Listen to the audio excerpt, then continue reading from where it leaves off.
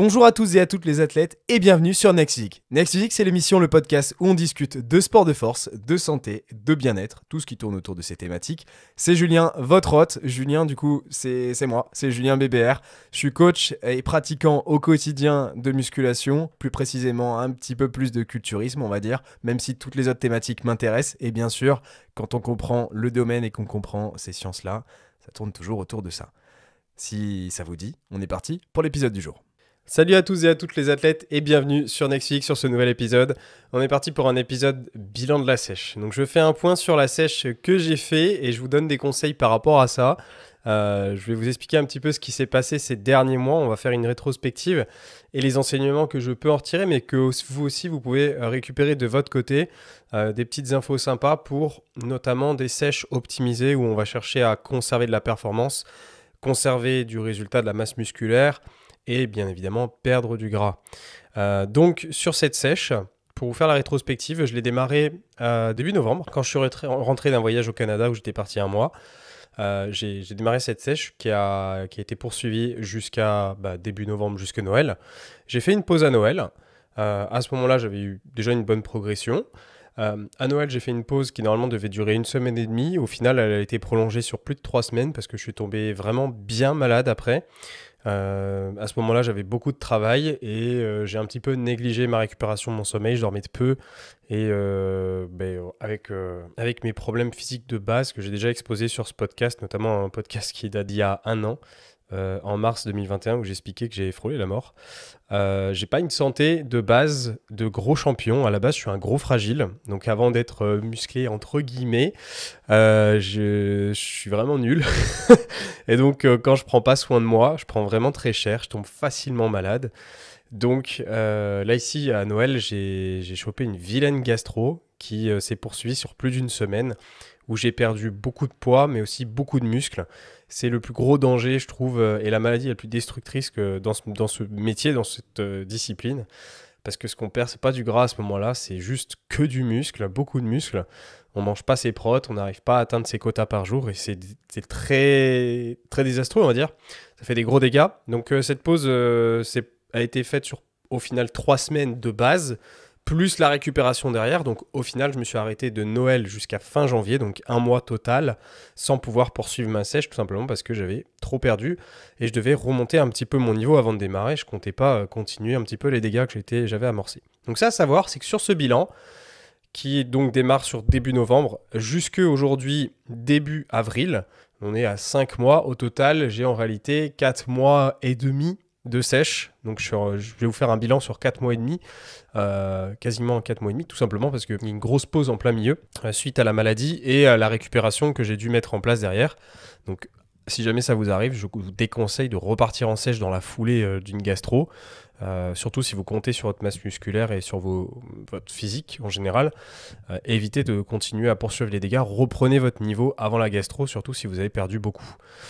En l'occurrence, la gastro m'a un petit peu aidé à perdre du gras sur le début, mais globalement tout s'est fait sur le reste parce que pendant la gastro, parce que j'ai perdu vraiment beaucoup de muscles et j'ai mis 3 semaines complètes à fond, à bon entraînement, à maintien calorique pour revenir à mon niveau. Donc vraiment j'ai un petit peu ramé et globalement je suis quand même très satisfait des résultats que je vais vous présenter aujourd'hui.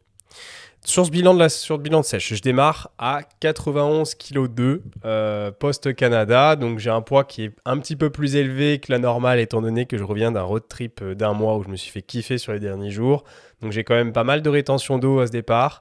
Je suis à mon poids le plus lourd jamais atteint, 91,2 kg pour 1m81. Donc voilà, je démarre, je suis à un niveau solide. Et aujourd'hui, ma moyenne de poids, donc par rapport au dernier podcast sur la moyenne de poids et sur justement comment analyser de poids, je vous parle de moyenne tout simplement parce que c'est beaucoup plus pertinent. Actuellement, je suis à 85 kg de moyenne sur cette fin de sèche. Sèche qui se poursuivra peut-être plus tard, mais on reviendra là-dessus en fin de podcast. Et donc du coup, au total, ça nous fait un petit 6 kg de descendu, donc 6 kg 250 grammes en 14-15 semaines. Donc très sympa, ça fait une belle descente qui a été très rapide au départ. Forcément, en fait, ce qui s'est passé, c'est qu'après le Canada, Bah, j'ai perdu la rétention d'eau déjà au départ sur la première semaine que j'avais accumulée avant de démarrer. Parce que la dernière semaine, j'ai mangé plein de pizzas, du poulet frit, des trucs comme ça. Donc j'avais beaucoup de rétention d'eau. Donc forcément, le 91 kg était un petit peu été erroné. Je suis rapidement redescendu à 90 kg au bout d'une semaine. Puis encore 1 kg de moins après. Parce qu'en fait, ce qui se passe, c'est que lorsqu'on démarre une sèche, on perd quand même pas mal de poids sur la première semaine, tout simplement parce qu'on retire un petit peu cette rétention d'eau, mais on retire aussi la rétention d'eau liée aux glucides qui vont diminuer. Donc on perd pas mal d'eau en fait au départ, donc ça va toujours plus vite que ce que ça devrait aller.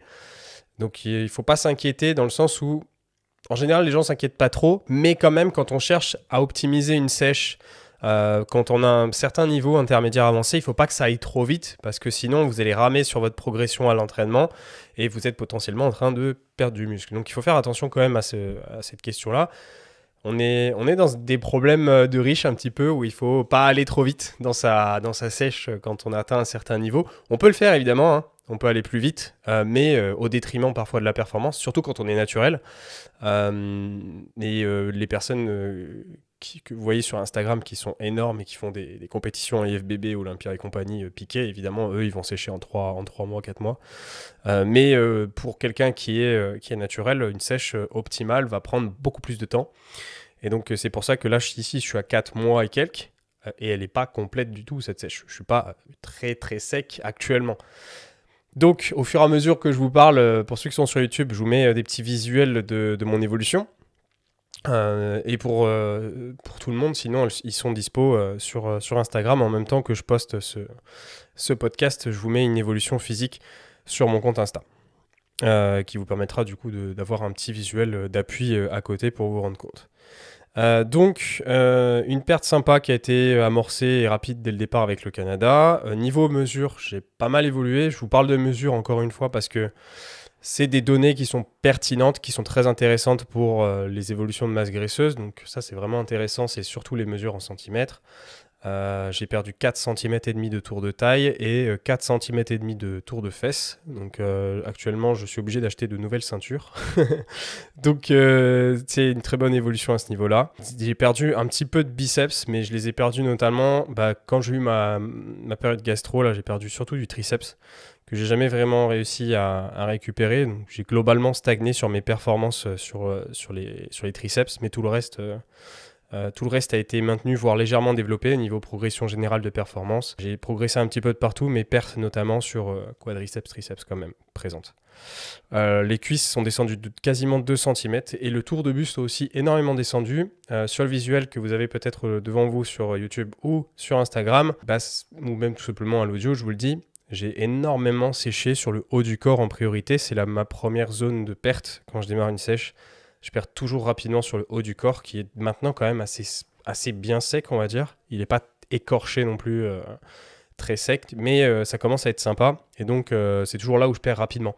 Et donc, le tour de buste, mon tour de pec, dos, a descendu de 4 cm, ce qui est ma plus grosse descente jamais constatée. C'est énorme. Pourtant, pec, dos, en progression, j'ai une très bonne progression dessus sur l'ensemble de la sèche. C'est des groupes musculaires sur lesquels je continue de progresser. Donc, ma foi, tant mieux. Sinon, état général, qu'est-ce que j'en pense de cette sèche pour vous faire un peu le point. Je suis ultra satisfait de l'évolution que je présente aujourd'hui. C'est la meilleure sèche que j'ai fait, la plus optimale, la plus maîtrisée de bout en bout. Elle est exactement dans l'idéal que je pourrais en retirer. Il y a une maladie qui est tombée en plein milieu, mais c'est de ma faute parce que j'ai abusé sur mon temps de travail et que j'avais les fêtes en même temps, donc j'étais en famille et j'étais pas concentré sur moi-même. On peut pas tout avoir des fois dans la vie. Ceux qui passent un jour des concours ou qui ont des périodes chaudes au niveau de l'auto-entreprise quand vous êtes chef d'entreprise, vous devez savoir ce que c'est. Mais du coup, petit sacrifice qui a été fait là-dessus et je l'ai payé. Mais voilà, sinon globalement, j'ai pas de regrets. Tout a été maîtrisé sur la période de sèche que j'ai mis en place, c'est impeccable. C'est exactement ce que je souhaitais obtenir au meilleur de ce que je peux obtenir surtout. C'est-à-dire que j'avais pas une période où je me suis dit ah putain j'aurais dû faire ça, j'aurais été plus vite. Franchement impeccable. Après bon c'est l'expérience aussi, je m'entraîne quand même depuis 8-9 ans maintenant donc j'ai l'habitude de faire des cycles et je me connais bien. Mais très bien. Pour ceux qui me demandaient sur Insta qu'est-ce que t'en penses, franchement je suis très content. Donc ça me fait terminer cette sèche à peu près vers 12-13% de masse graisseuse. Je suis plutôt pas mal.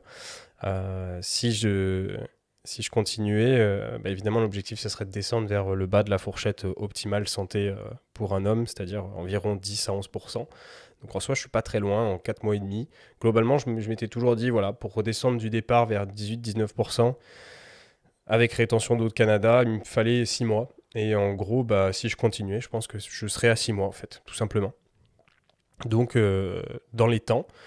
Au niveau des stratégies maintenant et des infos particulières qui peuvent vous aider, comme je l'ai déjà un peu expliqué sur le début de ce podcast, c'est une perte qui a été contrôlée et maîtrisée, en fait, parce que plus vous êtes avancé en musculation, au sport de force, plus le niveau d'optimalité doit être géré sur une sèche, c'est-à-dire de ne pas perdre de performance.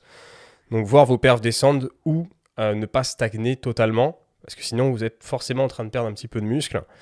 Donc ça c'est vraiment très important, c'est de contrôler sa perte, de ne pas perdre trop de poids et d'avoir toujours un rythme régulier sur cette perte, de ne pas avoir des grosses vagues. Chose qui peut effectivement être le cas si vous avez des grosses variations aussi dans votre alimentation.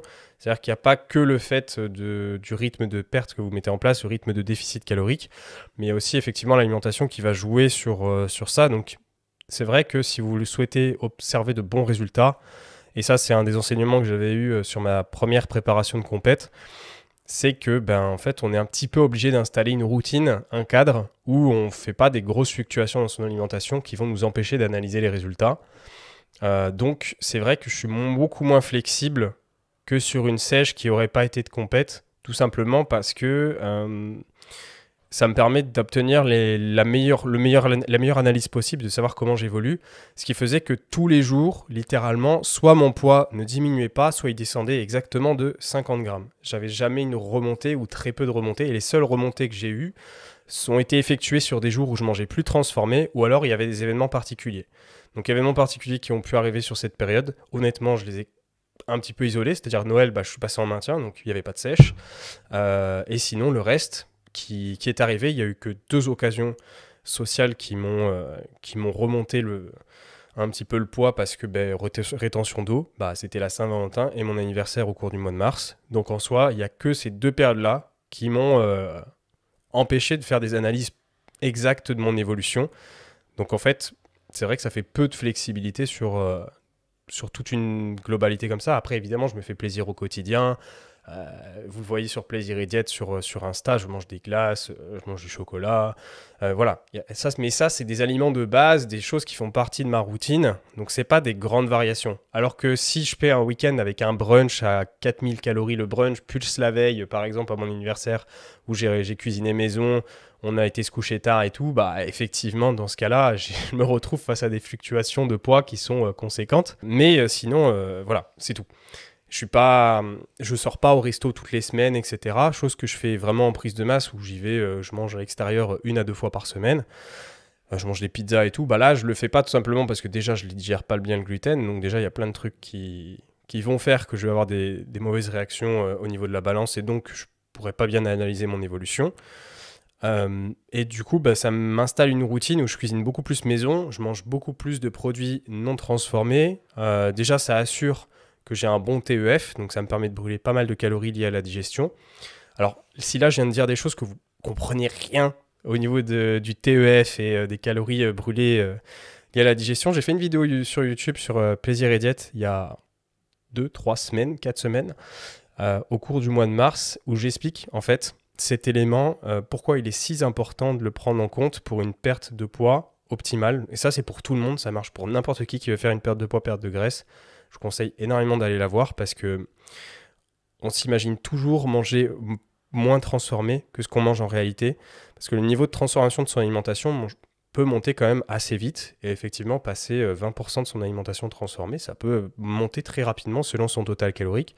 Admettons quelqu'un qui a 2000 calories par jour, il mange une barre prot sur la journée, il mange du beurre de cacahuète avec plusieurs ingrédients, il mange même déjà ça peut suffire en fait, à 2000 calories. Si on est sur du 20%, du coup on est d'accord qu'on est à 400 calories, ces deux-là ça peut suffire en fait. Juste ça, on arrive déjà à peu près 20%, plus admettons du chocolat noir ou je sais pas moi un granola. bah là, vous pétez votre niveau de transformation pour 2000 cales, hein, ça monte très vite. Pour quelqu'un qui est en prise de masse, on n'en a rien à faire, on est d'accord. Du moment que vous gérez vos vitamines et tout, vous êtes en pleine santé. Mais pour quelqu'un qui cherche à optimiser le nombre de calories qu'il va brûler lié à la digestion, manger plus brut, manger des produits qui vont lui apporter une bonne brûlure liée à la digestion, plus aussi des petits bonus à côté comme les vitamines ou une meilleure qualité de protéines, bah c'est clair que c'est à prendre en compte et ça amène du résultat. Et donc justement, c'est là où je voulais en venir, c'est que sur cette régularité fait maison que je mets en place et la réduction de la flexibilité à l'extérieur, bah forcément je suis dans un cadre où mon poids va exactement là où je veux qu'il aille. C'est-à-dire que je sais exactement que je vais bien digérer parce que c'est que des trucs que je fais maison, que je connais, et donc par conséquent que ça va plutôt bien se passer. Donc du coup j'installe une routine. Et même si j'aime bien cuisiner, bah, je mange quand même 2 à 3 repas par jour qui sont toujours les mêmes, tous les jours. Qu'est-ce qui va changer? Je passe du brocoli à la courgette. Enfin, voilà, des choses qui vraiment sont mineures en termes de changement et qui vont m'apporter des résultats quasi garantis en fait. Parce que j'ai mon rythme qui est installé, j'ai mon déficit. Et voilà, forcément, ça va dans le bon sens. Maintenant, voilà, tout en ayant cette perte contrôlée, réduction de la flexibilité, c'est quand même une stratégie que j'ai mis en place et qui marchera toujours. Maintenant, est-ce que tout le monde doit le faire? Pas forcément, tout simplement parce que déjà, ça peut vous frustrer. Si vous avez des événements particuliers, bah, les loupez pas parce que vous avez qu'une vie aussi quand même, faut pas oublier. Moi, mon anniversaire, j'ai clairement fait l'impasse pendant tout un week-end. Voilà, ce type d'événement-là, ça arrive qu'une fois dans l'année. Donc, même si je suis globalement sur un niveau avancé et qu'il y a une potentielle compète au bout, bah, je n'ai pas envie de louper ce type d'événement-là, quoi. Même là, vous voyez, je vous explique après, mais je vais partir en voyage, mais je fais une pause, quoi. Je continue pas ma sèche, quoi. Parce que c'est un voyage et des voyages, j'en fais pas souvent non plus, quoi. Enfin, j'en fais quand même 1 à 2 par an, mais je vais pas à l'autre bout du monde tous les jours, quoi. Donc voilà, type d'événement où quand même je me laisse une marge de plaisir. Donc cette descente a été progressive, mais on a aussi forcément une descente des calories. J'ai pas conservé le même nombre de cales au fur et à mesure, mais ce qui fait aussi que cette sèche a été si efficace et très bien gérée mentalement pour moi, c'est que j'ai une descente progressive des cales par palier, évidemment, comme tout déficit calorique, c'est-à-dire que je descends au fur et à mesure des adaptations, ça bloque, je descends, ça bloque, je descends. Donc des paliers de blocage qui ont été gérés, mais surtout en fait, je suis resté sur un total calorique qui était très confortable. J'ai pas eu à descendre bas, j'ai pas eu à descendre en réalité mes journées sous 3000 cales, je mange toujours plus de 3000 par jour, ce qui est très confort. Alors bien sûr, les 3000 sont alimentés par des activités supplémentaires, donc je mange pas 3000 sans rien foutre de la journée évidemment. Mais de base, en prise de masse, il faut savoir que je démarre ma sèche à 3450 cales par jour sans rien faire. C'est-à-dire que de base, à l'époque, je progressais de 100 grammes par semaine, vraiment une progression maîtrisée de ma prise de masse, à 3450. Et si je marchais, je mangeais plus. Donc au Canada, en réalité, je tournais à 4000 calories par jour, parce que je suis quand même assez lourd. Donc dès que je me mets à marcher, à 90 kg, je brûle beaucoup de calories. Donc, en plus, si c'est de la rando, bah forcément, à ce moment-là, je démarre avec un total bien confortable. Donc, il faut mettre les choses dans son contexte et toujours se rappeler ça. C'est que ce que je vous explique là par rapport aux calories que je brûle et que j'utilise et que j'ai tous les jours, les gens s'imaginent toujours, ouais, il a toujours 3000 cales en sèche, c'est trop facile. Pas du tout. Je suis à 3000 cales, mais n'oubliez pas que je fais 85 kg sec, plutôt sec. Je ne suis pas encore écorché, mais je suis quand même sec à 85 kg. Pour 1m80, donc j'ai toujours un rapport de poids qui est supérieur à ma taille. En fait, même si je suis à ce niveau-là, j'ai un estomac qui est plus grand que la plupart des gens, j'ai une certaine masse musculaire quand même, des grosses performances derrière.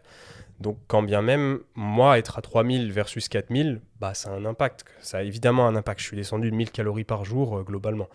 Donc c'était pas non plus pépère cool, Club Med, je suis easy sur mes journées et ça n'a pas d'impact total. Ça serait faux et ça serait mentir.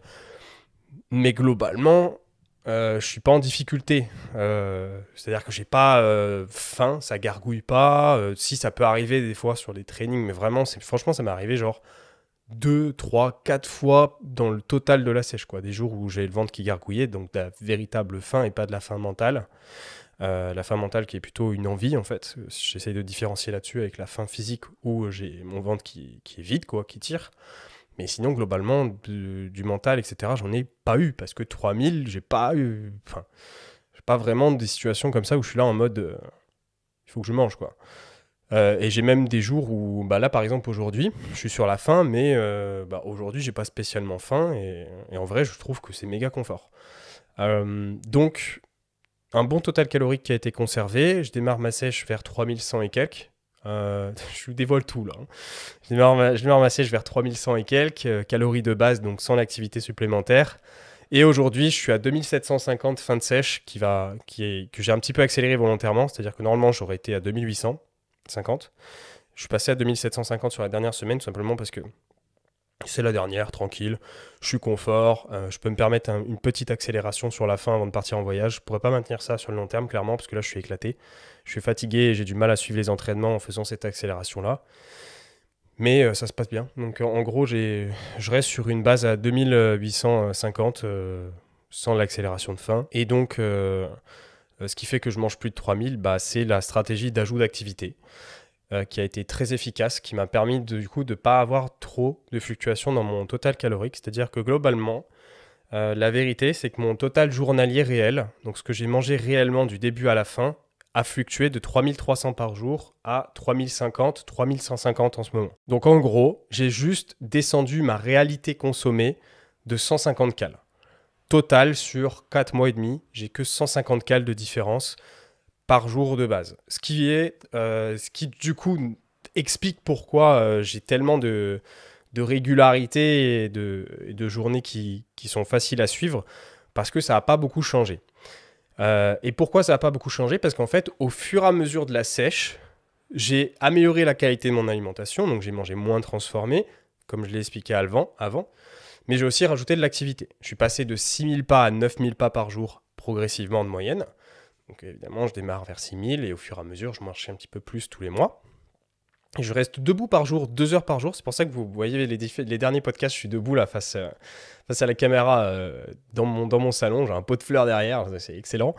Et du coup, je suis debout par jour 2 heures. Je ne ferai pas plus parce qu'après, je commence à fatiguer.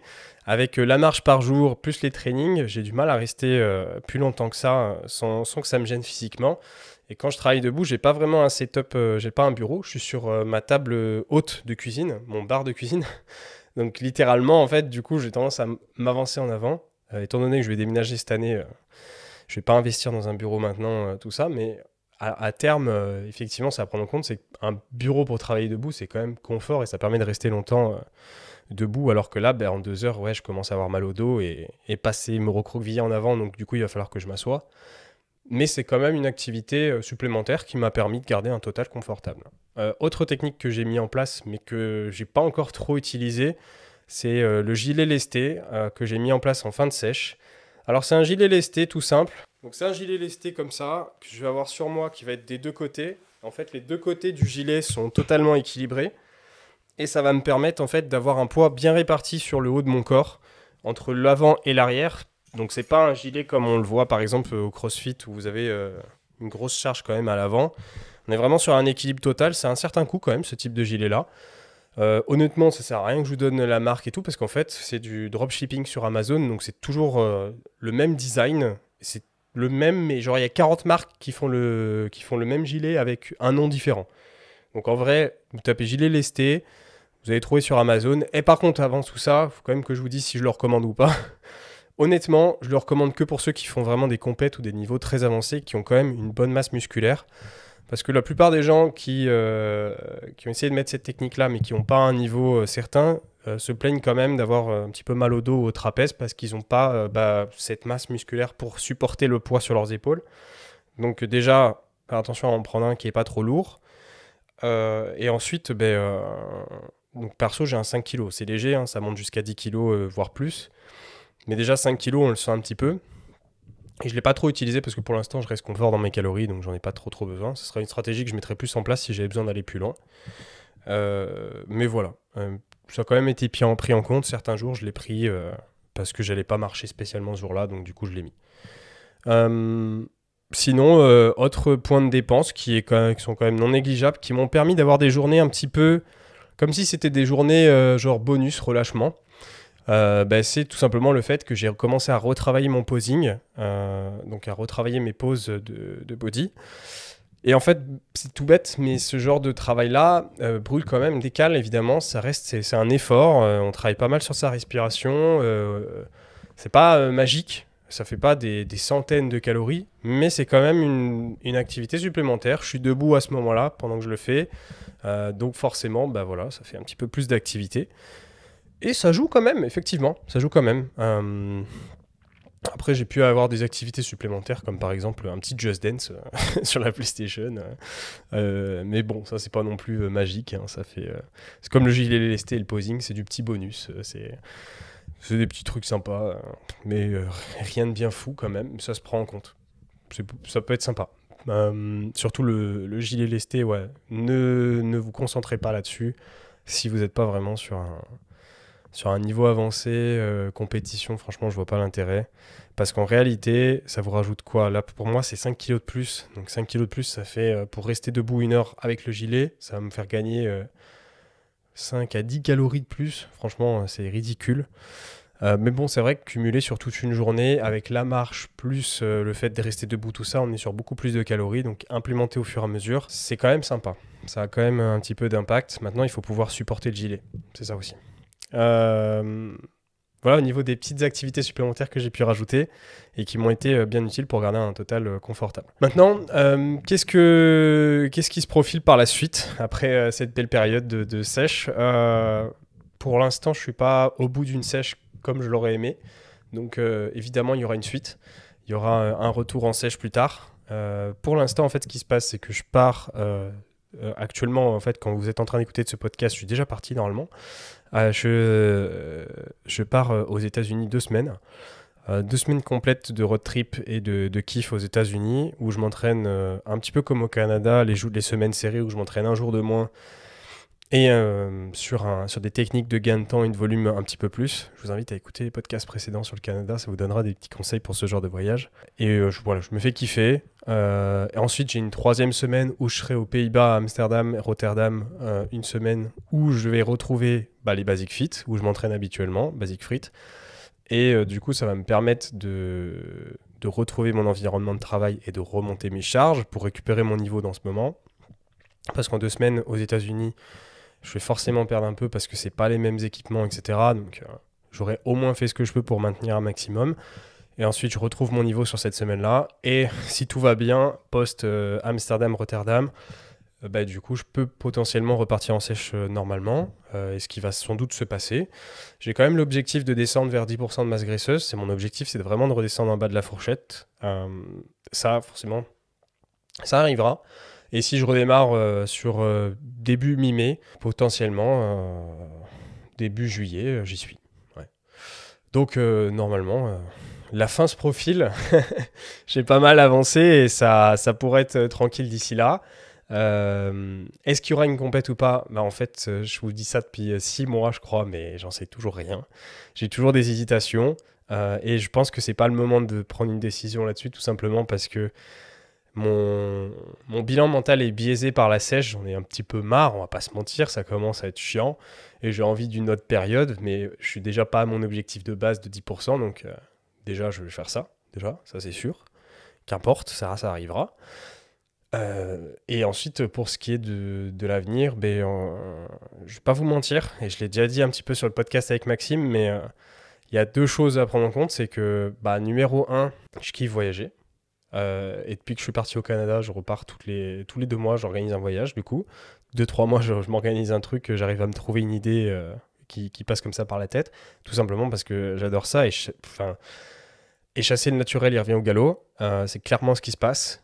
Et du coup, c'est pas facile parce qu'en fait, la prépa, rentrer en compétition, ça veut dire ne pas voyager. Parce que déjà, vous voyez, je pars aux États-Unis 2 semaines, je m'entraîne quand même 5 fois dans la semaine, je vais perdre du niveau. C'est ça le truc, c'est que plus on est avancé, plus c'est capricieux de gérer sa progression, sa masse musculaire, son physique. Ça demande de vraiment beaucoup s'entraîner. Même là, si je voulais repartir sur une prise de masse optimale et continuer de progresser au niveau physique et avancé que j'ai atteint, il faudrait que je reprenne des entraînements lourds pendant 6 à 7 fois par semaine. Peut-être pas forcément 7 fois, mais en tout cas des 6 entraînements vraiment longs où je m'entraîne 1h30, 2 heures à la salle. Est-ce que j'ai envie de faire ça sur le long terme? Ça fait quand même 9 ans que je m'entraîne. J'ai pas envie forcément de toujours faire ça. J'ai aussi d'autres choses, d'autres projets dans ma vie. Par conséquent, en fait, c'est un peu une clôture finale, c'est un peu un clap final, de genre, j'aurais optimisé du mieux que je peux, sans pour autant casser ma vie et plus manger des Turgoule et des pizzas, chose que j'ai continué à faire et que du coup je vous prouve toujours via Insta, Plaisir et Diète et compagnie. Mais en fait, le problème, c'est que voilà, j'aime bien kiffer, j'aime bien la vie. Et le truc, c'est qu'une compète comme ça veut dire que je suis bloqué sur la descente jusqu'à 10%, donc d'office jusqu'au mois de juillet. Ça, c'est net. Jusqu'au mois de juillet, je serai en sèche. Mais ensuite, ça veut dire descendre encore plus bas. Et là, ça va commencer à être difficile. Pourquoi? Parce que là, pour l'instant, je reste au-dessus des 3000 cales. J'ai pas touché vraiment mon total calorique. Comme je vous l'ai dit, j'ai bougé de 150 cales. C'est rien. En réalité, j'ai juste descendu de 150 cales mes journées. Donc, je mange encore toujours la même chose. Donc, en fait, mentalement, vu que je mange la même chose, j'ai pas eu un shift où je me suis dit, waouh, ça devient nul. Parce que je suis resté sur un confort. Ok, j'ai beaucoup plus d'activité, je brûle beaucoup plus du coup au quotidien, ce qui m'a permis de conserver ces cales-là. Mais c'est confort, parce que j'ai des journées qui n'ont pas trop changé. Par contre, heureusement que j'ai ce métier-là, parce que sinon, je pourrais pas faire ça, hein, on va pas se mentir. Il y a plein de gens, ils peuvent pas mettre toutes ces stratégies en place comme je l'ai fait, parce que c'est pas leur métier. Ils bossent pas de chez eux et tout comme je le fais. Je suis mon propre patron, donc personne va m'empêcher de faire tout ce que je veux au niveau des stratégies. Ça, c'est le gros avantage. Mais il va falloir que je descende. Je pourrais pas ajouter des activités comme ça tout le temps. Donc, quand bien même sur l'objectif de base, jusqu'à juillet, là, je vais quand même connaître le moindre confort où je vais devoir descendre mes journées sous 3000 cales parce que je pourrais pas rester debout à 8 heures, plus marcher 10 000 pas, plus jouer à Just Dance, plus faire un posing tous les jours, plus m'occuper de mes salariés, de mes coachés, plus mettre un gilet lesté pendant que je fais tout ça. Voilà, c'est juste impossible de gérer tout ça sur une journée et en ayant un petit peu de vie sociale ou de flexibilité à côté. Donc, clairement, il y a des concessions à faire et ça sera sur le total calorique, je vais descendre sous les 3000, c'est sûr et certain. Maintenant, à combien je vais descendre déjà pour arriver jusqu'à 10%, j'en sais rien. Je ne peux pas statuer là-dessus, mais évidemment, mes journées, elles vont peut-être descendre jusqu'à 2006, un truc comme ça. 2006, pour moi, c'est vraiment bas. J'ai rarement mangé moins de 3000 calories dans ma vie. Dans ma vie post-adolescence. Donc, c'est quelque chose que j'ai quasiment pas connu. Donc, évidemment, je vais être dans un inconfort parce que j'ai toujours été assez actif depuis l'adolescence, depuis ma première perte de poids de début d'obésité, depuis cette période-là où je me suis dit il faut que je me prenne en main quand j'avais 17 ans. J'ai toujours été à fond et donc du coup j'ai toujours beaucoup mangé et c'est la première fois que je me retrouverai dans cette situation. Donc déjà on va voir comment ça se passe au niveau du mental une compète, ce que ça implique c'est de manger encore moins parce que forcément pour descendre à 7-8% de masse graisseuse, donc descendre encore en dessous des 10%, mes journées elles seront plus à 2006-3000 cales, c'est pas possible. Évidemment ça va descendre beaucoup plus bas et à ce niveau-là je sais pas comment je serai. Et je sais pas si j'en ai envie, véritablement. Pourquoi? Parce que tout ce mode de vie voyage, je peux pas le garder. Compète, ça serait potentiellement en septembre. Donc ça veut dire juillet, août, septembre en arrêt de vie sociale complet. Je peux pas me permettre de manger des pizzas à ce moment-là. En compétition, c'est pas possible. Enfin voilà, ce genre de truc que je kiffe, mais que je digère pas. On va oublier. Surtout au total calorique en question, je mangerai vraiment beaucoup de volume alimentaire et vraiment beaucoup de fruits et légumes, voilà, des choses comme ça. Et le flexible n'existera plus. On va pas se mentir, déjà actuellement, le flexible, je l'ai retiré quand même pas mal. Mais à ce niveau-là, voilà, il n'y a plus tout ce côté-là. Et en vrai, ça m'embête. Parce que c'est Plaisir et Diète déjà de base. Vous voyez bien le nom de notre chaîne, c'est moi. C'est totalement ma vie, en fait. Genre, Plaisir et Diète, c'est ma vie. C'est comment je vois les choses au quotidien. Donc, pour être honnête, il y a ça qui m'embête. Et il y a aussi un autre truc dont j'ai pas parlé, mais j'avais un petit peu commencé à parler avec Maxime. Mais Maxime m'a un peu coupé la parole sur le talk des coachs, dans le sens où, en fait, vous avez tous envie de me voir en compète. Vous avez tous envie de voir mon physique à la fin, d'un petit peu me pousser. Et c'est cool parce que j'ai votre motivation, vous m'aidez pas mal là-dessus.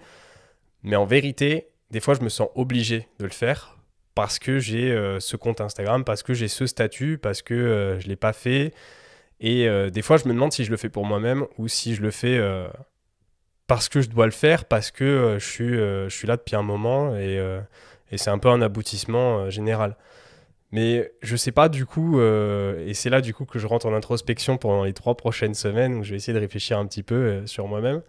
C'est est-ce que je le fais vraiment pour les bonnes raisons? Donc du coup, et je pense que ça, il y a plein de gens sur les réseaux sociaux qui ont ce problème-là, ou qui l'ont eu et qui peuvent, à mon avis, en témoigner, mais n'en témoigneront jamais. Mais moi, je suis honnête, j'ai peur de le faire pour la communauté en vrai. Et c'est pas une bonne raison. Enfin, je pense pas que c'est une bonne raison en tout cas de le faire parce que tout le monde attend que je le fasse. C'est un peu comme si on disait à quelqu'un ouais tu seras médecin parce que toute ta famille c'est des médecins et qu'après derrière la personne en fait elle devient médecin mais en fait au final elle se dit mais j'avais pas envie de faire ça en fait. Donc à voir. Je réfléchis un petit peu et je pense que je vous donnerai ma décision finale sur le début de l'été, même si c'est toujours très cool d'avoir votre soutien et ça c'est génial. Je vous ai fait le bilan honnête, je vais présenter les résultats, les stratégies qui peuvent vous aider.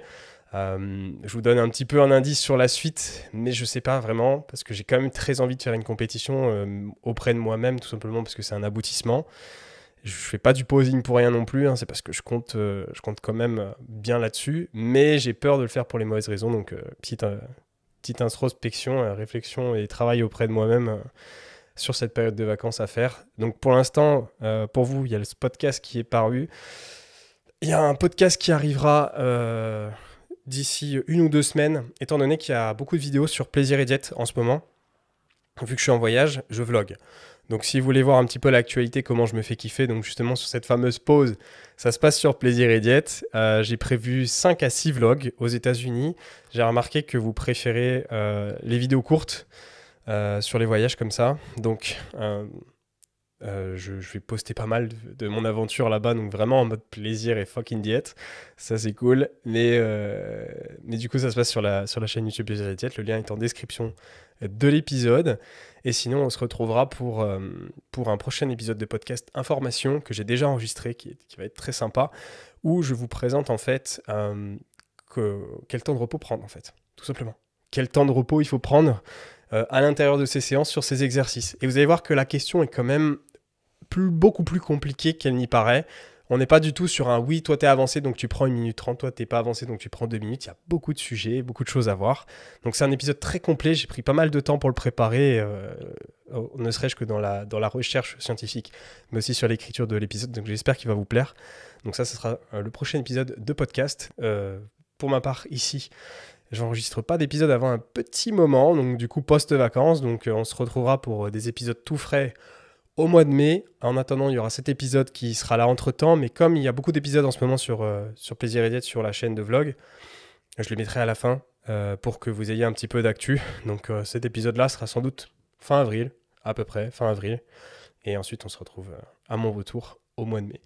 Merci d'avoir suivi cet épisode. Si vous êtes encore là sur l'épisode, c'était un plaisir de l'avoir fait, de vous avoir fait ce bilan, de vous donner des petits conseils autour. Si ça vous a plu, si vous pouvez soutenir le podcast, ces épisodes-là, pour que je continue et que je vois si ça vous plaît, n'hésitez pas à vous abonner, à le liker, mettre une note sur Spotify, Apple Podcast. Ça m'aidera énormément à le référencer correctement. Mettez-moi juste un biceps en commentaire, ça m'aide énormément déjà. Et je vous souhaite de passer une bonne semaine. C'était Julien, salut les athlètes.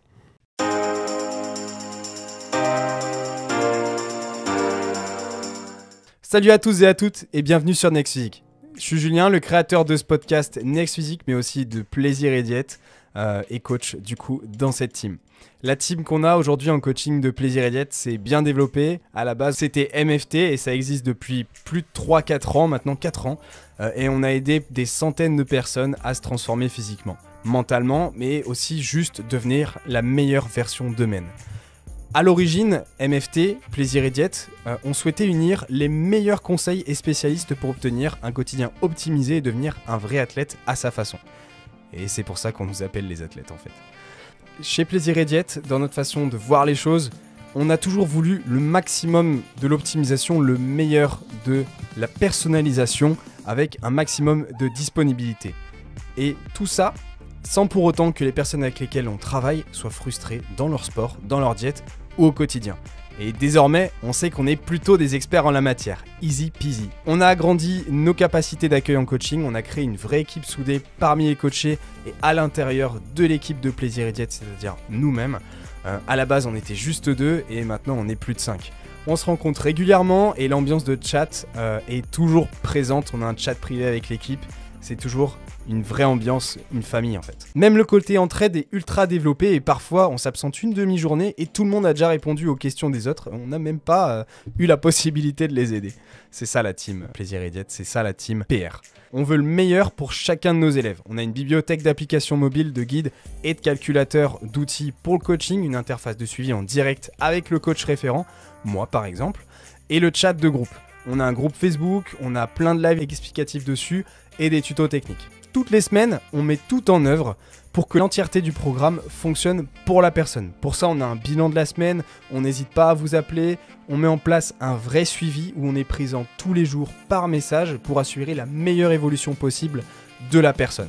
Et c'est pour ça qu'on fait du coaching en ligne. Un bilan de la semaine est mis en place toutes les semaines entre le coach et le coaché. Ça nous permet de statuer sur les différents points d'évolution autour de la nutrition, du sommeil, ou même d'autres informations générales. Les coachings, c'est un tandem, c'est entre vous et nous. Et une équipe, ça doit avancer ensemble. Pour ça, on vous prépare le terrain, on assure vos arrières, on fait le job, et après, c'est à vous, sur le terrain, de faire ce qu'il faut. On vérifie chacun de vos mouvements via des vidéos à nous envoyer afin d'optimiser votre entraînement. Et ça, on met un point d'honneur dessus pour que à la fois, vous ne vous blessiez pas, et ensuite, que vous gagnez un maximum de muscles et de force. Pour ma part, les coachings sont sur réservation. Si tu écoutes ce podcast, c'est sans doute que tu es intéressé par l'optimisation de tes résultats et qu'on ira loin ensemble. Contacte-moi directement sur Instagram par message pour qu'on en discute, ou tu peux remplir le questionnaire qu'il y a en description de ce podcast et tu pourras ainsi candidater et on prendra un rendez-vous ensemble pour en discuter directement de vive voix. Plus d'informations sur le suivi en lien en description.